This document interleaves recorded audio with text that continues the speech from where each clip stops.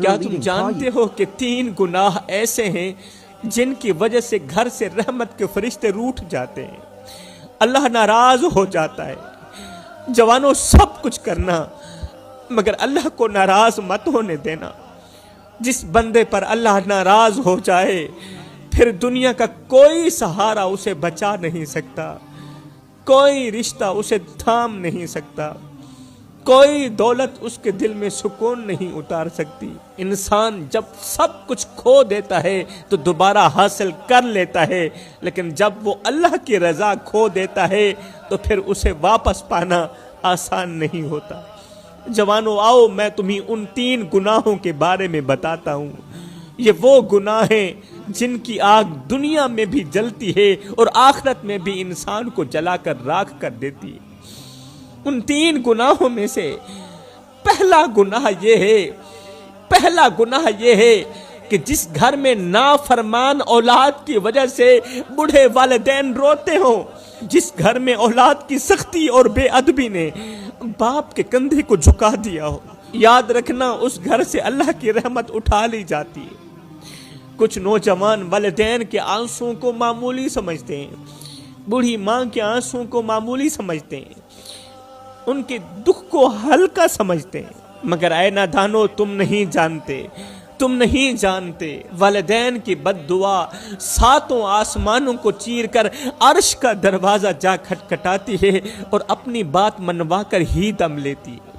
نافرمان اولاد اپنے ہی ہاتھوں سے اپنی تقدیر تباہ کر دیتی ہے، رزق کے راستے بند کر دیتی ہے اپنے ہی ہاتھوں سے، اور پھر حیران ہوتی ہے کہ آخر ہمارے لیے زندگی اجیرن کیوں بن چکی ہے۔ یہ تو ہو گیا پہلا گناہ۔ اب بات کرتے ہیں دوسرے گناہ کی، جو گھر میں رحمت کے فرشتوں کو نہیں آنے دیتا، اور وہ ہے جس گھر میں قرآن کی جگہ گانوں کی آواز گونجتی ہو۔ ایسے گھروں میں سکون نہیں اترتا۔ میرے کریم نبی نے فرمایا جس دل میں قرآن کی جگہ شور، غفلت اور بے حیائی بسیرا کر لے قرآن کی جگہ، وہ دل نور سے ہمیشہ کے لیے محروم رہ جاتا ہے۔ آج کتنے گھر ہیں جن کے اندر صبح دوپہر شام گانوں کی آواز گونجتی ہے، اور پھر سب پوچھتے ہیں سکون کہاں مر گیا۔ اب بات کرتے ہیں تیسرے گناہ کی، جو ہمارے گھر میں رحمت کے فرشتوں کو نہیں آنے دیتا، رزق بانٹنے والے، رزق میں برکت ڈالنے والے فرشتوں کو نہیں آنے دیتا، اور وہ گناہ ہے جس گھر میں غیبت کی جاتی ہو، چغلی کی جاتی ہو، جھوٹ بولا جاتا ہو۔ جس گھر میں، ایسے گھروں میں نہ دلوں کو چین ملتا ہے، نہ رشتے سلامت رہتے ہیں، اور وہاں رحمت کے فرشتے قدم رکھنا پسند نہیں کرتے۔ آج کے گھروں میں دروازے بند ہیں مگر زبانیں کھلی ہوئی ہیں۔ آج کی محفلیں ذکر سے نہیں، لوگوں کے گوشت سے گرم ہوتی ہیں۔ کوئی ابھی بیٹھا نہیں ہوتا مگر اس کی عزت پہلے سے ہی میز پر پڑی ہوئی ہوتی ہے۔ میرا اللہ فرماتا ہے، اے میرے بندے، تو میری مخلوق کو کیوں کاٹتا ہے؟